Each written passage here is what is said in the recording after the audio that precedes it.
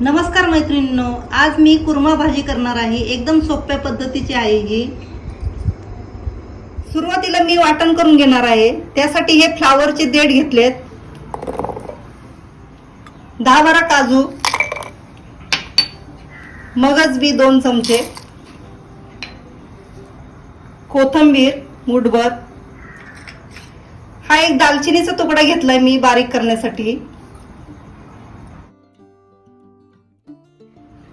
पाणी टाकून याची मी पेस्ट करून घेणार आहे चांगली बारीक।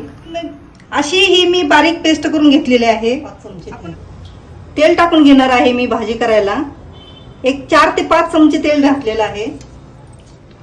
थोडंसं त्याच्यामध्ये मी बटर टाकून घेते। एक तमालपत्र घालते।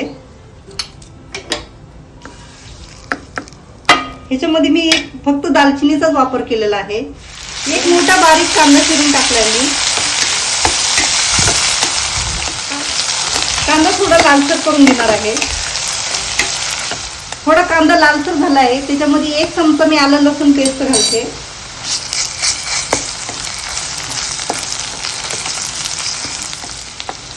एक 2 मिनिटं मी आलं लसूण पेस्ट कांद्यामध्ये परतून घेतली।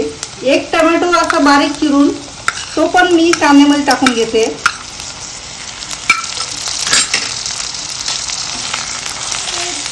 टोमॅटो 2 मिनिट मी परतून घेतलेला आहे।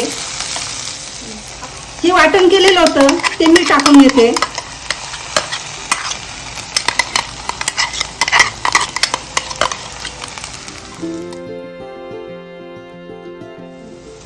मी आता मसाले टाकून घेणार आहे।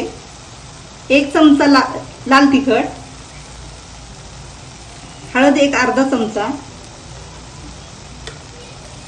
धने पावडर 1 चमचा। तुमच्या आवडीनुसार तुम्ही याच्यामध्ये कमी जास्त तिखट टाकू शकता। मसाले 2-3 मिनिटं मी परतून घेतलेत।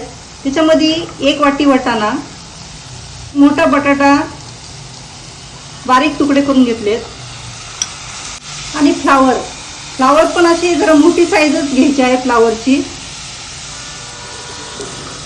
तुम्ही आवडीनुसार याच्यामध्ये कोणत्या पण भाज्या घालू शकता।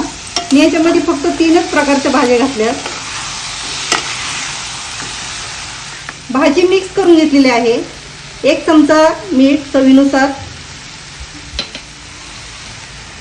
1 चमचा कसुरी मेथी घेतलेली आहे।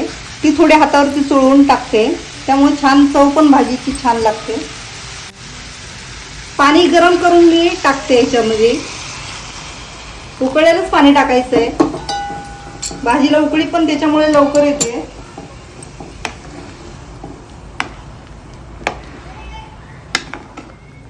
कुर्मा भाजीला उकळी आली की आपण याच्यावरती झाकण ठेवून मंद गॅसवरती ही शिजून देणार आहोत।